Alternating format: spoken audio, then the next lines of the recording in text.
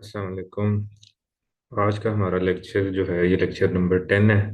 और अब हमारे कोर्स में कुछ चीज़ें ही रह गई हैं जो कि कवर होने वाली हैं। लेकिन ये जो चीज़ें रह गई हैं कवर होने वाली, ये स्ट्रेटजीज या फिर ये टूल्स जो हैं ये सबसे ज़्यादा जो है इम्पोर्टेंट हैं, और कल को आपकी ट्रेडिंग में प्रॉफिटेबल साबित हो सकती हैं अगर आप इनको प्रॉपर रूल्स के साथ फॉलो करें। तो आज का लेक्चर, जिस तरह मैंने आप लोगों को बताया था कि बहुत इंपॉर्टेंट लेक्चर है, क्योंकि ये एक ऐसे टूल और ऐसी चीज़ के बारे में है, फॉरेक्स की या स्टॉक की या क्रिप्टो की, किसी भी ट्रेडिंग मार्केट में यूज़ हो सकती है। ये ऐसी टूल और ऐसी चीज़ है जो कि बहुत ज़्यादा प्रॉफिटेबल है। और मैंने आज तक बहुत लोगों को सुना कि फ़लानी स्ट्रेटजी जो है फेल हो गई, फ़लानी स्ट्रेटजी फेल हो गई, लेकिन फिबोनाची रिट्रेसमेंट के ऊपर ट्रेड ली हुई, अगर प्रॉपर रूल्स को फॉलो किया है तो फेल हो गई, ये मैंने नहीं सुना। अच्छा, फेल हो गई से मुराद ये नहीं है कि एसएल हिट हो गया। फेल हो गई से मुराद ये है कि उसकी एक्यूरेसी 50% से भी नीचे गिर गई। कोई भी ट्रेडिंग स्ट्रेटजी जिसकी एक्यूरेसी 50% प्लस है, वो कामयाब स्ट्रेटजी है।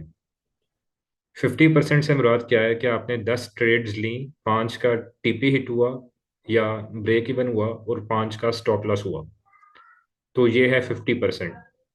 अगर इसका 10 ट्रेड में से 5 से भी कम का टीपी हुआ और 5 से ज्यादा का स्टॉप लॉस हुआ, इसे कहते हैं कि ये स्ट्रेटजी अब फेल हो गई है। गो के 50% से कम एक्यूरेसी के ऊपर भी ओवरऑल प्रॉफिटेबल रहना पॉसिबल है, अगर आपका रिस्क टू रिवार्ड अच्छा हो। लेकिन हम इस वक्त बात करेंगे 1:2 के हिसाब से, तो 1:2 के हिसाब से आप प्रॉफिटेबल उस वक्त हैं जब आपकी एक्यूरेसी 50% प्लस है। तो फिबोनाची रिट्रेसमेंट एक ऐसा टूल है जिसके बारे में हमने नहीं सुना कि ये जो है नाकाम हो गई, फेल हो गई ओवरऑल। सबसे पहले हम आज के लेक्चर में डिस्कस करेंगे कि रिट्रेसमेंट किसे कहते हैं या करेक्शन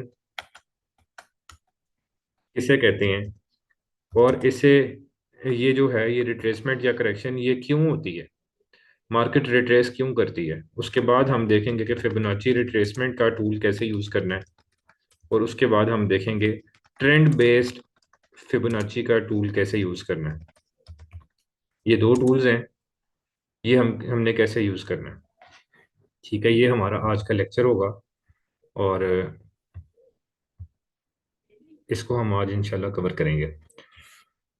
मार्केट जो है रिट्रेसमेंट किसे कहते हैं, रिट्रेसमेंट कहते हैं कि जब भी मार्केट बाय ट्रेंड में या सेल ट्रेंड में मूव कर रही होती है, यहाँ पे रेंज की बात नहीं होगी। रिट्रेसमेंट जो है हम देखेंगे जब मार्केट ट्रेंड में मूव कर रही है, या बाय ट्रेंड में है या सेल ट्रेंड में है। तो मार्केट का जो मेजर स्विंग होगा, जो बाय वाला स्विंग होगा, वो ज्यादातर मजबूत कैंडल्स के साथ होगा, जरा बड़ी कैंडल्स के साथ होगा, जिनकी बॉडी ज्यादा होगी, विक्स कम होंगी। जैसे ही आपको यहाँ पे बाय का ट्रेंड नजर आ, और इस ट्रेंड में जो ओपोजिट साइड वाला स्विंग होगा, मतलब बाय के ट्रेंड में जो सेल साइड वाला स्विंग होगा, वो हमेशा कमजोर होगा। आप यही देखेंगे 90% एंड अबव ऐसे ही होगा। मिसाल के तौर पर बाय जा रही है मार्केट, तो जो ग्रीन कैंडल्स हैं इनकी बॉडी बड़ी नजर आएगी आपको, जबकि जब नीचे आएगी तो सेल कैंडल्स छोटी बनेगी, और दरमियान में बायर्स प्रेशर भी नजर आएगा आपको। ठीक है। और इसी तरीके से रिट्रेसमेंट जो है वो क्या होती है, जब मार्केट बाय ट्रेंड में जा रही थी, मार्केट ने एक अप साइड पे स्विंग बनाया, मिसाल के तौर पे ये मार्केट के स्विंग की अप साइड थी। ठीक है। अब मार्केट कुछ देर के लिए नीचे आती है, दोबारा ऊपर जाने से पहले।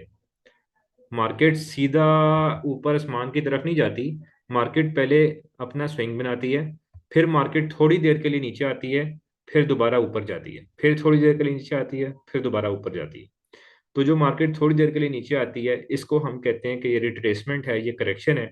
मार्केट ने बाय के ट्रेंड में स्विंग बनाया, फिर मार्केट ने थोड़ी करेक्शन की, थोड़ी रिट्रेसमेंट ली, फिर मार्केट दोबारा बाय गई, फिर मार्केट ने थोड़ी रिट्रेसमेंट ली, करेक्शन की, फिर मार्केट ऊपर गई। तो ये जो एरिया होता है नीचे आने वाला बाय ट्रेंड में, इसे हम कहते हैं कि मार्केट ने रिट्रेसमेंट किया, मार्केट ने करेक्शन किया। इसी तरीके से ये सेल का ट्रेंड शुरू हुआ है, मार्केट नीचे आई, स्विंग बनाया, अब मार्केट थोड़ा मजीद ऊपर गई है, फिर मार्केट नीचे आई है, फिर मार्केट मजीद ऊपर गई है, फिर नीचे आई है। तो ये जो थोड़ा थोड़ा ऊपर जा रही है या बाय ट्रेंड में कुछ मार्केट नीचे आती है, तो इसे कहते हैं मार्केट रिट्रेस कर रही है, मार्केट करेक्शन कर रही है। तो रिट्रेसमेंट और करेक्शन वाजे हो गई। अब हम देखेंगे कि ये रिट्रेसमेंट होती क्यों है, ये जो करेक्शन है ये क्यों होती है। मार्केट यहाँ से स्विंग बनाने के बाद जो है थोड़ा नीचे ही क्यों आती है, ऊपर जाने से पहले मजीद ऊपर ही क्यों नहीं जाती रहती? इसकी वजह क्या है, इसके पीछे क्या रीजन है कि मार्केट रिट्रेसमेंट करती है, मार्केट करेक्शन करती है? इसकी वजह यह है कि मिसाल के तौर पे यहाँ पे एक बाय का ट्रेंड था, और कुछ ट्रेडर्स जिन्होंने एनालिसिस किया उन्होंने सोचा कि भाई मार्केट बाय जाएगी, उन्होंने यहाँ कहीं से बाय ले ली। अब उनका टारगेट कहीं ना कहीं तो उनका टीपी होगा ना, उन्होंने कहीं ना कहीं तो टीपी जहन में सोचा होगा कि भाई इस लेवल तक मार्केट जाएगी तो हम अपना टेक प्रॉफिट बुक करेंगे। मिसाल के तौर पे मार्केट ऊपर जाती रही और कहीं जाके कुछ ट्रेडर्स का टेक प्रॉफिट आ गया, उन्होंने मार्केट एग्जिट कर दी कि हमारा प्रॉफिट हो गया। मजीद ऊपर गई मार्केट तो कुछ और ट्रेडर्स ने अपना टीपी हिट करा लिया, अपना प्रॉफिट बुक कर लिया और मार्केट से एग्जिट हो गए, अपनी ट्रेड क्लोज कर दी। इस तरह एक पॉइंट आता है कि उस पॉइंट के ऊपर जाके ज्यादा बायर्स का, मोस्टली बायर्स का टेक प्रॉफिट हिट हो रहा होता है या उन्होंने प्रॉफिट बुक कर लेते हैं। अब जब वो प्रॉफिट बुक कर लेते हैं तो मार्केट के अंदर बायर्स का प्रेशर कम हो जाता है, क्योंकि बायर्स तो मार्केट से एग्जिट कर गए। अब मार्केट में किसका प्रेशर आ गया? सेलर्स का। अब बायर्स क्या करते हैं कि बायर्स सोचते हैं कि हमने तो प्रॉफिट कर लिया है, अब हम दोबारा मार्केट नीचे आएगी तो ट्रेड लेंगे। अब वो मार्केट में बिल्कुल एंटर नहीं होते क्योंकि उन्होंने प्रॉफिट कर लिया है, और अब मार्केट में प्रेशर सेल का आता है, तो उस सेल के प्रेशर की वजह से मार्केट रिट्रेस करती है, मार्केट की डायरेक्शन सेल की जानिब आती है, क्योंकि बायर्स मार्केट से एग्जिट हो चुके हैं। अब मार्केट सेल की जानिब आती है तो मार्केट रिट्रेसमेंट करती है, करेक्शन करती है। अब मजीद बायर्स सोचते हैं कि यार हमारा दोबारा ट्रेड करने का पॉइंट आ गया है, मार्केट ने रिट्रेसमेंट कर लिया है, अब हम दोबारा बाय लेते हैं। फिर मार्केट में वही सारे बायर्स जो कि ट्रेंड को देख के ट्रेंड इज माय फ्रेंड के तौर पे ट्रेड ले रहे होते हैं, प्रॉपर इमोशंस के साथ, वो कहते हैं कि हमारी रिट्रेसमेंट का टाइम आ गया है। अब वो दोबारा एंटर होते हैं और फिर वो अपने टीपीज हिट करवाते हैं। फिर मार्केट जो है सेलर प्रेशर में आती है क्योंकि बायर एग्जिट हो जाते हैं, फिर मार्केट रिट्रेस करती है। इस तरीके से मार्केट स्विंग बनाती है, ऊपर जाती है। तो रिट्रेसमेंट इस वजह से होती है कि बायर्स के या सेलर्स के मार्केट से एग्जिट हो जाने की वजह से ओपोजिट साइड के जो ट्रेडर्स होते हैं उनका मार्केट में प्रेशर ज्यादा हो जाता है, क्योंकि बायर्स का तो टीपी हिट हो गया या फिर सेलर्स का तो यहाँ पे जाके टीपी हिट हुआ, बायर प्रेशर बन गया, मार्केट रिट्रेस कर गई, फिर सेलर एंटर हो गए, फिर सेलर मार्केट को नीचे ले आए, फिर सेलर ने टीपी हिट करवा लिया, फिर सेलर्स के टीपी हिट होने के बाद बायर का प्रेशर आया, मार्केट ऊपर चली गई, रिट्रेस कर गई। फिर रिट्रेसमेंट का एक लेवल ऐसा आया कि वहां पे सेलर्स ने सोचा कि भाई अब हमें दोबारा एंटर हो जाना चाहिए, अब सेलर दोबारा एंटर हो गए और मार्केट नीचे आ गई।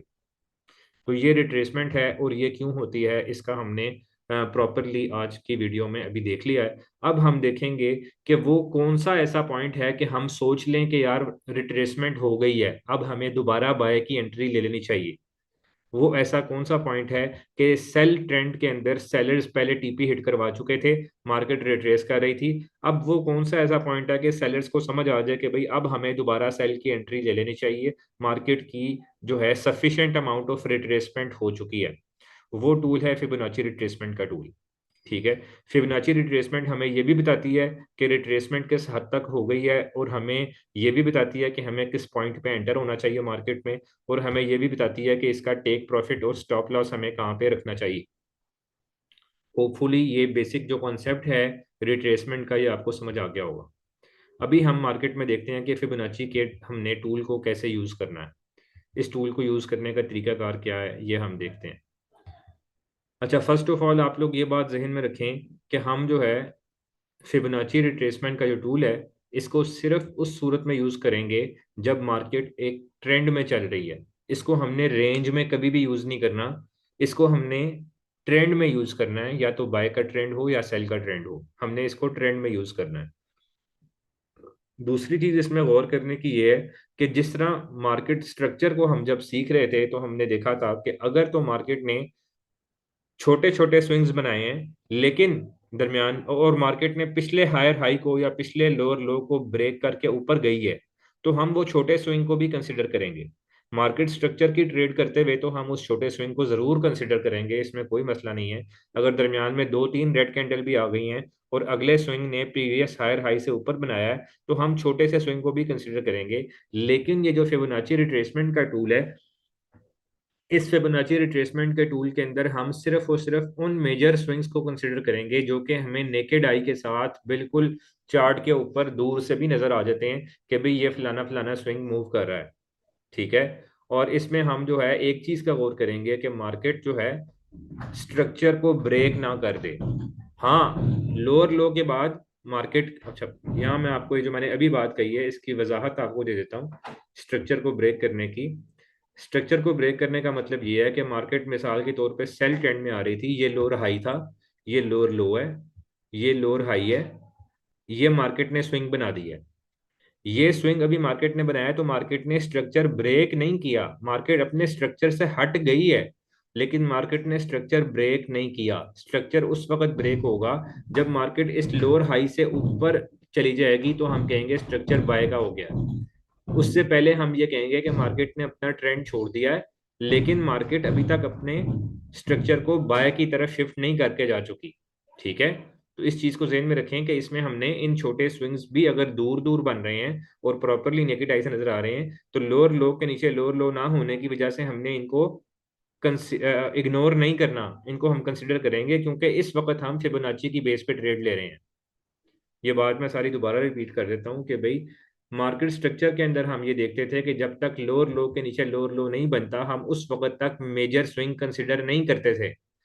ठीक है, स्ट्रक्चर, मार्केट स्ट्रक्चर के अंदर हम यही देखेंगे, लेकिन फिबोनाची के अंदर हम इन स्विंग्स को कंसिडर करेंगे। उसकी वजह यह है कि इस वक्त हम मार्केट स्ट्रक्चर की ट्रेड नहीं कर रहे। हाँ, अगर मार्केट स्ट्रक्चर के अंदर मार्केट स्ट्रक्चर को बिल्कुल ब्रेक कर दे, मतलब लोअर हाई के ऊपर स्विंग बना दे या हायर लो के नीचे स्विंग बना दे, उस वक्त हम फिबोनाची को लीव कर देंगे, फिबोनाची को इग्नोर कर देंगे, क्योंकि अब हमें नजर आ गया कि मार्केट ने क्लियरली अपने ट्रेंड को ब्रेक कर दिया है।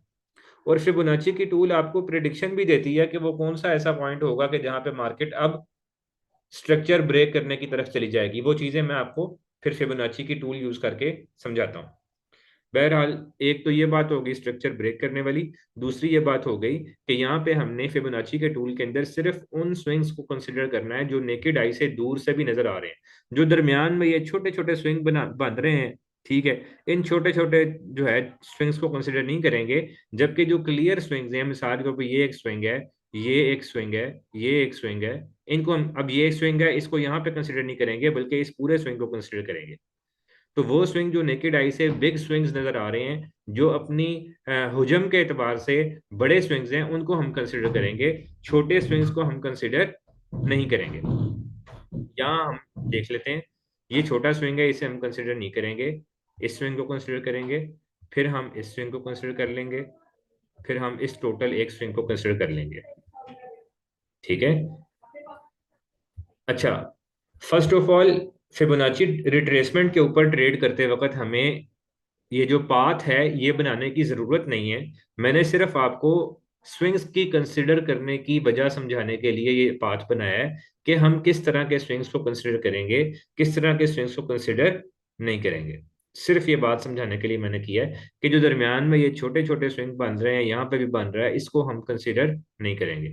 अब हम अपने मेन टॉपिक की तरफ आते हैं कि फिबोनाची रिट्रेसमेंट हमने कैसे ड्रॉ करनी है और फिबोनाची रिट्रेसमेंट के कौन कौन से लेवल्स अच्छे हैं। फर्स्ट ऑफ ऑल हम देखते हैं कि फिबोनाची की रिट्रेसमेंट के कौन कौन से लेवल्स हमारे पास स्ट्रॉन्ग लेवल्स हैं, और उसके बाद हम चार्ट के ऊपर इसको देखते हैं। ये हमने फिबोनाची रिट्रेसमेंट का टूल लिया, ये आपको लेफ्ट साइड पर जो बार है, इसमें ट्रेंड लाइन के नीचे जो ये वाला ऑप्शन है, ये फिबोनाची रिट्रेसमेंट का है। ठीक है, इसमें पहला ऑप्शन है फिब रिट्रेसमेंट का। ये सिंपल फिब रिट्रेसमेंट है, इसको हम लेंगे सबसे पहले रिट्रेसमेंट कैलकुलेट करने के लिए। इसको हम पकड़ेंगे, इसको एक जगह पे क्लिक करके ओपन करेंगे, तो ये हमारे पास ऐसा कुछ नजर आएगा। ठीक है, ये आप देख सकते हैं, ये फिब रिट्रेसमेंट का टूल है। ठीक है, इसके अंदर जो जरूरी और अच्छे लेवल्स हैं हमारी कंसिडर करने के लिए, वो दो लेवल्स हैं। एक ये लेवल है 0.5 का, मोबाइल के अंदर 50 लिखा होगा, और लैपटॉप के ऊपर, पीसी के ऊपर खोलेंगे तो 0.5 लिखा होगा। ये 0.618 का, 0.786 का, और 1.0 का, ये जो लेवल्स हैं ये हमारे लिए बहुत ज्यादा इंपॉर्टेंट लेवल्स हैं। ठीक है, कौन कौन से लेवल्स? 0.5 और इसके ऊपर जो तीन लेवल्स हैं, ये हमारे लिए कंसिडर करने के लिए बहुत अच्छे लेवल्स हैं। 0.5 से नीचे जो लेवल्स हैं 0.382, 0.236, ये हमारे काम के लेवल्स नहीं है। मैं इन लेवल्स को रिकमेंड नहीं करता। मैं कहता हूँ मिनिमम भी 0.5 को कंसिडर किया जाए। 0.5 का 0.618 का मतलब क्या है? इसका मतलब है कि इतने परसेंट रिट्रेसमेंट हो चुकी है। पिछले स्विंग की निस्बत इस स्विंग की इतनी परसेंट रिट्रेसमेंट हो चुकी है। यही वजह है कि मोबाइल की एप्लीकेशन में 0.5 की जगह 50 लिखा होता है। उसका मतलब होता है कि 50% रिट्रेसमेंट हो गई है। 0.68 की जगह 61.8 लिखा होता है। उसका मतलब यह है कि 61.8% रिट्रेसमेंट हो चुकी है।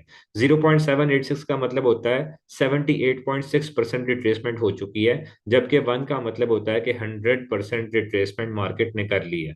और ये वो पॉइंट होता है जहां पे मार्केट प्रीवियस लोअर हाई को टच कर चुकी होती है, या प्रीवियस हायर लो को टच कर चुकी होती है। और अब मार्केट मजीद इससे ऊपर जाएगी तो मार्केट ट्रेंड को ब्रेक कर जाएगी। ठीक है। तो हमारे लिए जो कंसिडरेबल लेवल है 0.5 का है, 0.618 का है। अगर इससे ऊपर मार्केट 0.786 तक जाती है तो हम ट्रेड नहीं करेंगे, क्योंकि ये वो पॉइंट है जो हमें इंडिकेट करता है कि भाई अब करीब में मार्केट अपने स्ट्रक्चर को ब्रेक करने लगी है। और जैसे ही मार्केट 1 के लेवल पे जाती है या 100 के लेवल पे जाती है तो अब मार्केट स्ट्रक्चर ब्रेक कर देती है। इस वजह से हमारे पास जो दो लेवल्स हैं वो 0.5 और 0.618 के हैं। अब हम इसको ड्रॉ कैसे करेंगे चार्ट के ऊपर, और इसके अंदर हम कैसे लेवल को कंसिडर करेंगे? आप अगर सेल के ट्रेंड में हैं तो आपने प्रीवियस स्विंग के लोअर हाई से लोअर लो की तरफ आना है, प्रीवियस स्विंग के टॉप से बॉटम की तरफ आना है। मिसाल के तौर पे हम कंसिडर कर लेते हैं कि मार्केट प्रीवियसली भी सेल के ट्रेंड में आ रही है। ठीक है। तो अब हमारा ये स्विंग बना है। ठीक है। हम क्या करेंगे, रिट्रेसमेंट के ऑप्शन पे क्लिक करेंगे। हम प्रीवियस स्विंग के हाई से फिब रिट्रेसमेंट के टूल को 1 टाइम क्लिक करके नीचे लो की तरफ लेके आएंगे। और इसको हम बिल्कुल लो के ऊपर लाके दूसरी दफा क्लिक करेंगे तो यहाँ पे ये जो है स्टिक हो जाएगा। फिर इसको हम दोबारा इस पॉइंट से पकड़ के यहाँ तक मजीद जो है ड्रैग कर लेंगे, ताकि हमें नजर आ जाए कि मार्केट हमारे लेवल्स के ऊपर जा रही है या नहीं जा रही। ठीक है। अच्छा, अब हमने ये ड्रॉ कर लिया। इसमें आपने एक चीज गौर करनी है कि आप चार्ट पैटर्न्स के अंदर, कैंडलस्टिक पैटर्न्स के अंदर, या अपनी किसी भी स्ट्रेटजी में विक्स इंक्लूड कर रहे हैं या नहीं कर रहे, ये आपकी मर्जी है। लेकिन फिब रिट्रेसमेंट के मेथड में आपने जरूर जो है विक्स को कंसिडर करना है। ये विक्स के बगैर नहीं है, इसमें कैंडलस्टिक की विक्स को जरूर कंसिडर करना है। बाकी सब जगह पे आपको मैंने कहा था कि आपकी चॉइस है, लेकिन यहाँ पे चॉइस नहीं है। यहाँ पे विक्स को जरूर इंक्लूड करेंगे, चाहे वो बहुत बड़ी विक्स क्यों ना हो।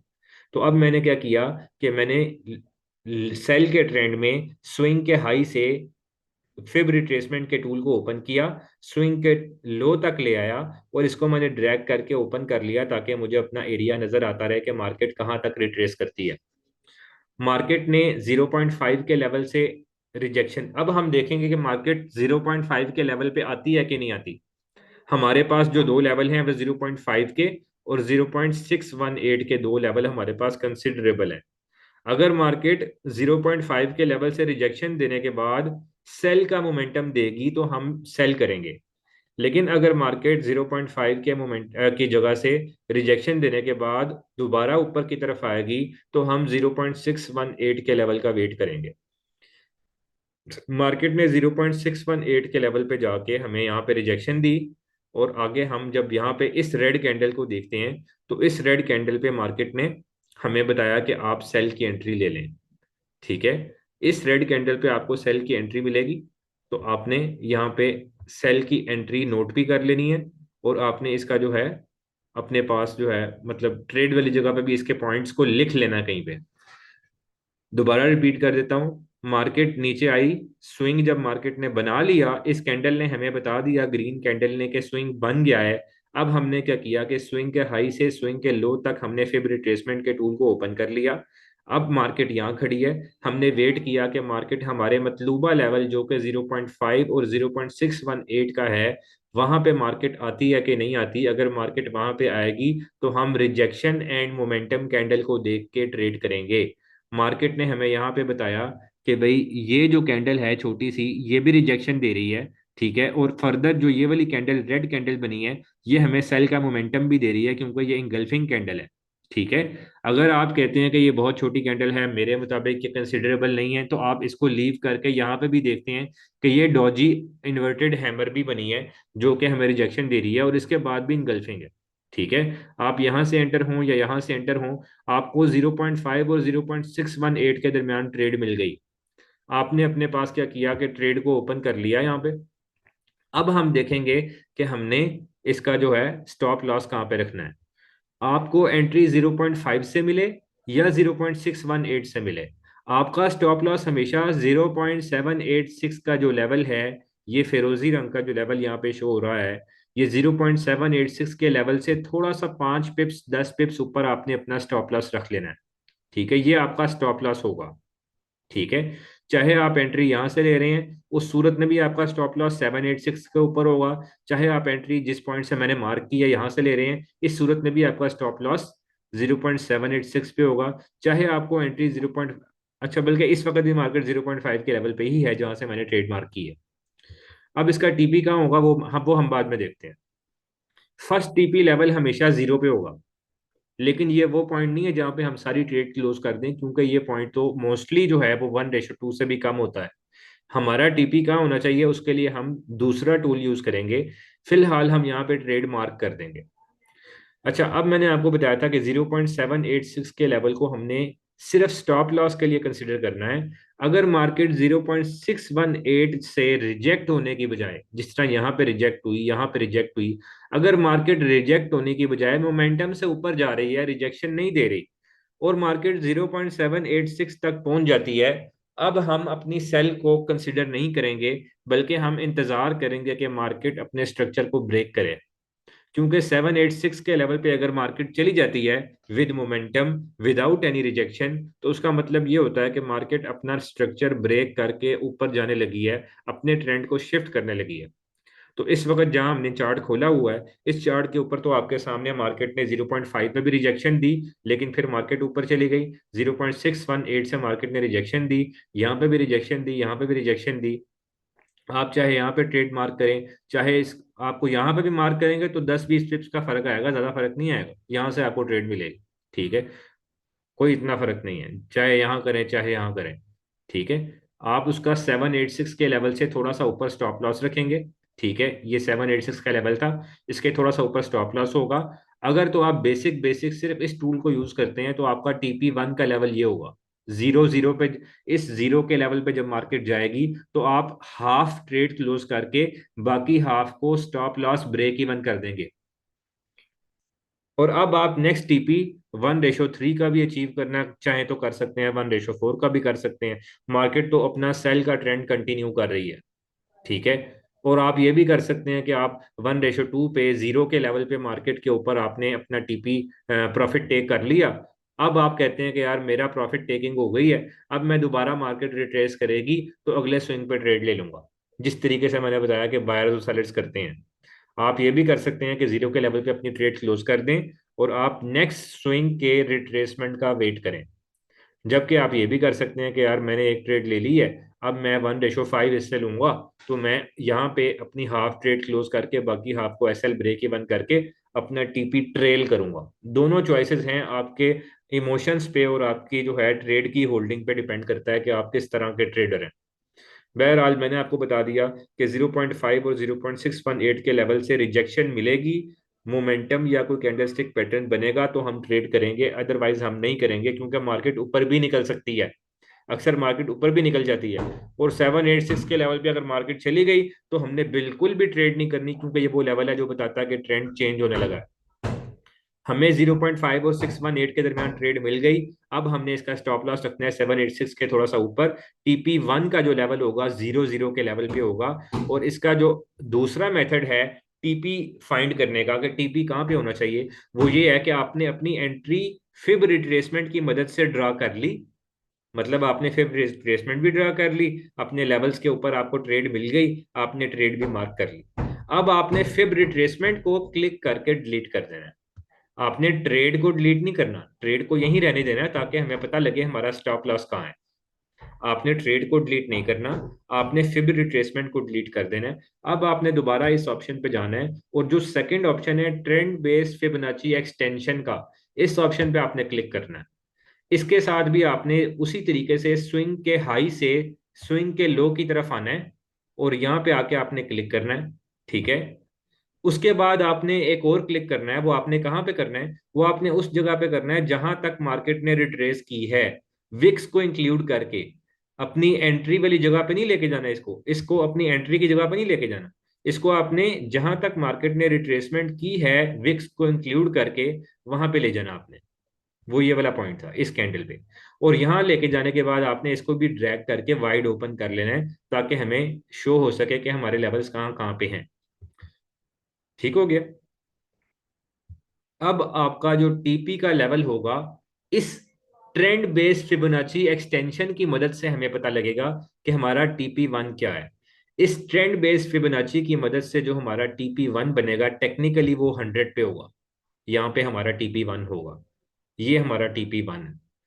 फिबोनाची रिट्रेसमेंट ट्रेंड वाइज चलती है, इसको रेंज के अंदर ट्रेड नहीं करते। इसमें हम अगर सिंपल फिबोनाची को देखें तो मैंने आपको बता दिया कि जो जीरो का लेवल है सिंपल फिबोनाची पे वो हमारा टीपी है। और अगर हम इसमें ट्रेंड बेस्ड फिबोनाची एक्सटेंशन को यूज कर लें ट्रेड को मार्क करने के बाद, तो ये हमें बताती है कि हमारा जो वन का लेवल है ये हमारा टीपी वन है, ये हमारा मेन टीपी है। इसके ऊपर हम चाहे तो फुल एग्जिट कर दें, लेकिन इससे पहले हम एग्जिट नहीं करेंगे। ट्रेंड बेस्ड फिबोनाची हमें ये बताती है। अब हम अगर इसको ड्रैग करते हैं तो हमें नजर आता है कि मार्केट ने यहाँ पे जाके अपने टीपी को अचीव कर लिया। बड़ी आसानी से मार्केट ने टीपी हिट किया। ये 180 पिप्स का टीपी है। ठीक है। और मार्केट ने 180 पिप्स के टीपी को 56 पिप्स के स्टॉप लॉस के साथ किया हिट। और ये 3.24 की 1 रेशो 3.24 की इसकी रिस्क टू रिवॉर्ड है। तो बड़ी जबरदस्त टूल है ये फिबोनाची रिट्रेसमेंट की। अभी हम एक जो है देख लेते हैं बाय के ट्रेंड में कैसे हम ट्रेड करेंगे। उम्मीद है ये आपको समझ आई होगी। अगर आपको इसमें कुछ समझ नहीं भी आ रही तो ये वीडियो आपको सेव करके रिकॉर्ड करके पब्लिश भी की जाएगी, उधर से भी आप बार बार देखें। लेकिन अगर आपने सिर्फ इस एक टूल को मास्टर कर लिया फिबोनाची रिट्रेसमेंट के टूल, इसमें वेट नो डाउट इसमें वेट करना पड़ता है। ये 1 आवर की कैंडल है, आपने ट्रेड यहाँ पे ओपन किया, आपको हो सकता है 1-2 दिन वेट करना पड़ जाए। लेकिन अगर आपने इस टूल को मास्टर कर लिया और अगर आपके दिमाग में और आपके दिल में थोड़ा सा भी सब्र है, इमोशंस को कंट्रोल करना आपको आता है, ट्रेड को होल्ड करना आपको आता है, तो इस फिबोनाची रिट्रेसमेंट की एक्यूरेसी 50% तो क्या 60% से भी ज्यादा है। और इसका टीपी 1:3 तो क्या 1:5 तक भी जाता है। अगर आप इस एक ट्रेड को होल्ड कर लें, आप इसको क्लोज ना करें, मुख्तलिफ लेवल्स पे आप थोड़ा थोड़ा बुक कर लें लेकिन टोटली क्लोज ना करें, तो आप देखें कि ये ट्रेड यहाँ तक मेरा ख्याल है 1:5 भी हिट कर रही है। ये देखें यहाँ जाके मार्केट ने 1:5 भी हिट की है। मोस्टली मार्केट 1:3 1:5 हिट करती है। मैं फिर भी यही राय दूंगा कि फिबोनाची में आप 1:3 से आगे ना जाएं, क्योंकि मुझे पता है पाकिस्तानी ट्रेडर्स में सब्र तो वैसे ही नहीं है। ठीक है। तो बहरहाल ये जो एक्सटेंशन की टूल थी ट्रेंड बेस्ड फिबोनाची की, ये भी आपने उसी तरीके से सेल के ट्रेंड में स्विंग हाई से स्विंग लो की तरफ लेके आनी है। फिर आपने थर्ड पॉइंट उस जगह पे लेके जाना है जहां पे रिट्रेसमेंट का टॉप था, रिट्रेसमेंट का टॉप, एंट्री के पॉइंट पे नहीं रिट्रेसमेंट के टॉप पे। और उसको आपने ड्रैग करके वाइड ओपन कर लेना है और आपने देखना है कि इसका जो वन वाला लेवल है, ये वन वाला लेवल हमारा टीपी वन है। ठीक है। जबकि अगर आप ये यूज नहीं करते, आप कहते हैं मैंने बेसिक फिबोनाची यूज करनी है, तो उसके मुताबिक भी मैंने आपको बता दिया था कि उसके मुताबिक हमारा जो टीपी का लेवल होगा वो हमारा ये जीरो वाला लेवल होगा। ये जो जीरो वाला लेवल है जो पिछले स्विंग का लो था, ये हमारा लेवल टीपी का है। अगर आप इस लेवल को टीपी कंसिडर करते हैं, ज्यादा टेक्निकल नहीं जाते ट्रेंड बेस्ड फिबोनाची में, तो भी आपका 1:2 हिट हो रहा है। और अगर आप थोड़ी सी मेहनत करते हैं, ट्रेड को ड्रा करने के बाद आप अपनी इस टूल को रिमूव करके ट्रेंड बेस्ड फिबोनाची को ले आते हैं और ट्रेंड बेस्ड फिबोनाची आप ड्रा कर लेते हैं। बहुत आसान है, 3 क्लिक करने हैं, ट्रेंड बेस्ड फिबोनाची आपके पास बन जानी है। ठीक है। यहाँ से ये क्लिक करना है, इसको वाइड ओपन कर लेना है। वो कह रहे हैं 10 मिनट रह गए, बस कोई नहीं, 10 मिनट में एक हम बाय की एंट्री देख लेंगे। आपने वाइड ओपन कर लेना है। ठीक है। इसके मुताबिक हमारा टीपी वन जो होगा वो यहाँ पे होगा और ये 1:3 का है और ये हिट होता है। ये दोनों टूल्स जो हैं ये बहुत अच्छे टूल्स हैं। चलिए टाइम भी इस वक्त कम है, हम जल्दी जल्दी जो है अपना कोई बाय की एंट्री देखते हैं।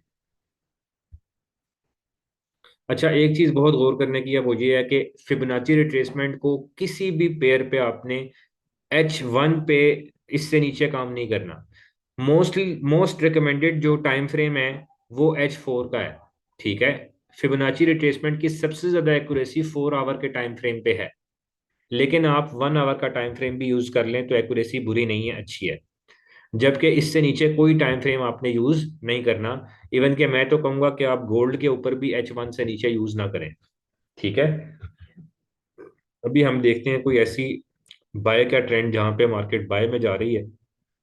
ठीक है, और मार्केट जो है अपना रिट्रेसमेंट हम देखते हैं कि मार्केट कितनी करती है। मेरा ख्याल है यहाँ पे मार्केट ने 786 की रिट्रेसमेंट की होगी। बहरहाल हम यहाँ पे देखते हैं मार्केट का टाइम, ये जो ट्रेंड है वो तो बाय का है, लेकिन मेरे ख्याल से यहाँ पे जो इस स्विंग के लो से हाई पे अगर हम जाते हैं तो ये मार्केट ने 786 को भी टच किया है। इसलिए हम इस फिबोनाची को हम कंसिडर नहीं करेंगे, क्योंकि ये 786 के भी नीचे गई है मार्केट। तो 786 पे जब मार्केट चल जाएगी तो हम ट्रेड नहीं लेंगे, इसको हम कहेंगे कि ये इनवैलिड रीजन है।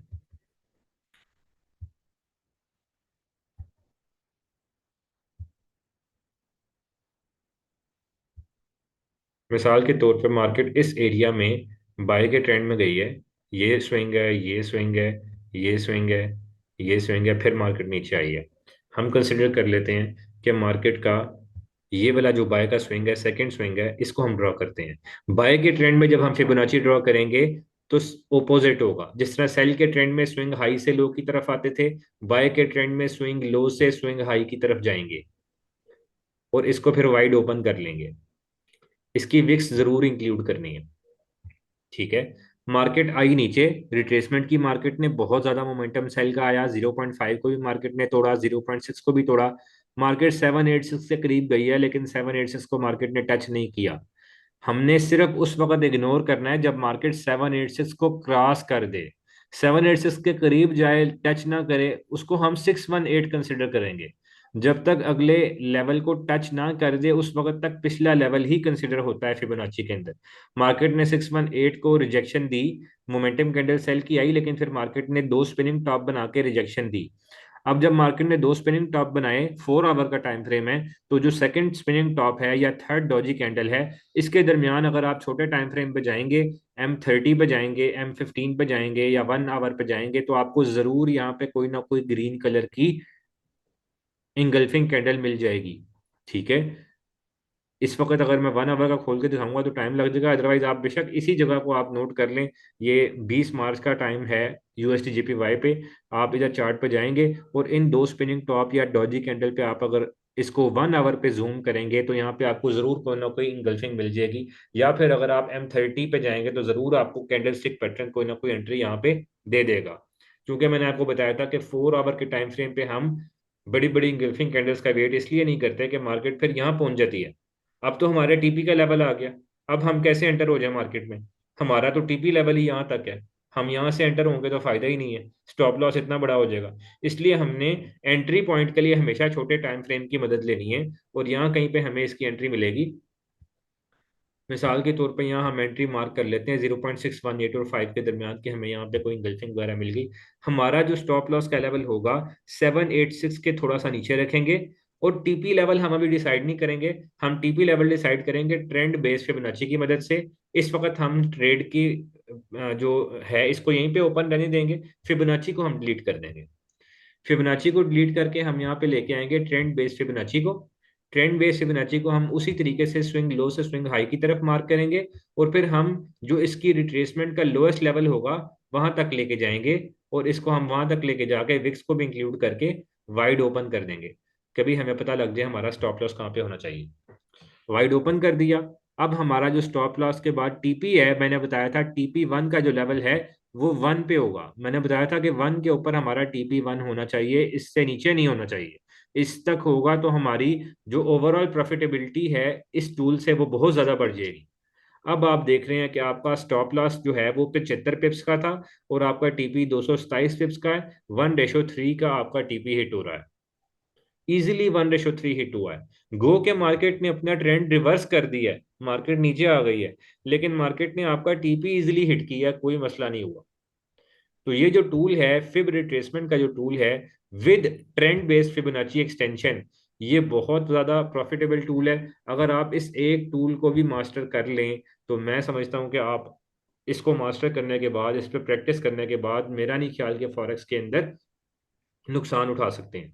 आखिरी बात मैं ये करूंगा कि मैं तो चूंकि बहुत ज़्यादा मसरूफ भी होता हूँ और अक्सर औकात जो है कुछ और कामों में भी मसरूफ होता हूँ, ट्रेडिंग के अलावा भी काम में। तो अक्सर औकात मैं ग्रुप्स के अंदर सिग्नल या फिर ट्रेड्स नहीं देता, बहुत कम देता हूँ। और अक्सर औकात कुछ दिन ऐसे होते हैं जब मैं ट्रेड को, अपने लिए भी ट्रेडिंग को जो है इग्नोर करता हूँ, नहीं करता। लेकिन कुछ लोग मुझे मैसेज कर रहे थे कि अब्दुलरहमान भाई, ट्रेडिंग जो है ये तो बहुत कभी कभी ट्रेड मिलती हैं, अगर हम आपके बताए हुए रूल्स को फॉलो करें और रूल्स के बगैर ट्रेड ना करें, इमोशंस पे कंट्रोल करें, तो फिर तो हफ्ते में एक आधी ट्रेड मिलती है। तो मैं उनको निगेट करूंगा, उनको मैं निगेट करके ये कहूंगा कि भाई आपने सिर्फ फिब रिट्रेसमेंट का जो टूल आपको मैंने आज सिखाया है, इसको मास्टर कर लें। आपके पास 8 से लेके 20 करेंसी के पेयर्स हैं। आप रोजाना सुबह उठें, आप रोजाना सुबह उठ के 8 के 8 मेजर करेंसी पेयर्स को, और टोटल 20 करेंसी पेयर्स को, और गोल्ड को, और ऑयल को, और इस तरह सारे कमोडिटीज के पेयर को सुबह सुबह उठ के एक बार ओपन करें। आपको जो जो पेयर नजर आए कि इसमें ट्रेंड चल रहा है, चाहे वो बाय का ट्रेंड है चाहे वो सेल का ट्रेंड है, लेकिन प्रॉपर ट्रेंड है, रेंज में नहीं है मार्केट, उन पेयर्स को आप अपने पास नोट कर लें। उन पेयर्स के ऊपर आप रिट्रेसमेंट का वेट करें। मिसाल के तौर पे 20 करेंसी पेयर्स हैं, 4 पेयर ऐसे निकले सिर्फ, या 5 पेयर जिसमें ट्रेंड पे मार्केट चल रही थी, बाकी सारे पेयर सिर्फ रेंज में जा रहे थे। इन 4 5 पेयर्स में से कोई एक पेयर तो होगा ना जो डेली बेसिस के ऊपर आपको रिट्रेसमेंट का लेवल दे देगा ट्रेड लेने के लिए। अब आपने ट्रेड लेनी है, मेरा ख्याल है डेली बेसिस पे आपको एक ट्रेड तो बहुत आसानी से मिल जाएगी, बल्कि दो तीन भी मिल जाएंगी, सिर्फ इस एक फिबोनाची की टूल के ऊपर। और आपने अगर 60% एक्यूरेसी अचीव कर ली इसके साथ, इसके रूल्स को फॉलो करते हुए, और आपने इसका टीपी प्रॉपर वन वन के लेवल तक ट्रेल किया, अपने इमोशंस को लूज करके ट्रेड को जल्दी क्लोज ना किया। पाकिस्तानी लोग हमारे जो इर्द गिर्द ट्रेडर हैं वो यही करते हैं, ब्लू नजर आए तो फौरन क्लोज कर देते हैं, रेड नजर आए तो $2000 तक भी वेट करते रहते हैं। तो अगर आपने अपने इमोशंस पे कंट्रोल किया और आपने ट्रेड को प्रॉपरली होल्ड करके टीपी लेवल तक, वन के लेवल तक, एक्सटेंशन के वन के लेवल तक आपने टीपी हिट कराया, और आपने इस तरह डेली बेसिस पे 8 10 पेयर्स को ओपन करके अपने पास नोट कर लिया कि ये पेयर ट्रेंड में मूव कर रहे हैं, फिर आपने उन पेयर्स को हर 2 घंटे बाद, 3 घंटे बाद देख लिया कि क्या इन पेयर्स के ऊपर फिबोनाची की टूल के हिसाब से रिट्रेसमेंट हुई है कि नहीं हुई, और आपने उसके हिसाब से एंट्री ली। तो एक तो मेरा मानना ये है कि डेली बेसिस पे आपको एक ट्रेड तो जरूर मिल जाएगी, क्योंकि मैं आपको कहता हूं कि आप इसको 4 आवर की जगह 1 आवर पे भी कर सकते हैं, कोई मसला नहीं है, इन दोनों पे मुझे अच्छा रिजल्ट मिलता है। दूसरी बात यह है कि आपको डेली एक ट्रेड कम से कम मिल जाएगी, और इसकी एक्यूरेसी 50% प्लस है, बल्कि 60% या 70% प्लस है। तो आप 1 महीने बाद, 2 महीने बाद, 1 साल बाद इसको मास्टर करके, प्रैक्टिस करके एक ओवरऑल प्रॉफिटेबल ट्रेडर बन सकते हैं। तो आज की मीटिंग को क्लोज करते हैं, आज के लेक्चर को क्लोज करते हैं। उम्मीद है आप लोगों को समझ आई होगी, नहीं तो कुछ देर में ये लेक्चर की वीडियो मेरे पास सेव हो जाएगी, और आपको मैं इसको पब्लिश करके इसका लिंक भेज दूंगा। आप इसके बारे में कोई भी क्वेश्चंस हैं, अभी तो टाइम कम है, 1 मिनट है इधर टाइप करने में शक, अदरवाइज आप मुझे कोई भी क्वेश्चन जो है वो उसमें भेज सकते हैं, पर्सनल में भेज सकते हैं, कोई मसला नहीं है, ठीक है। तो अल्लाह हाफिज़, बेस्ट ऑफ लक।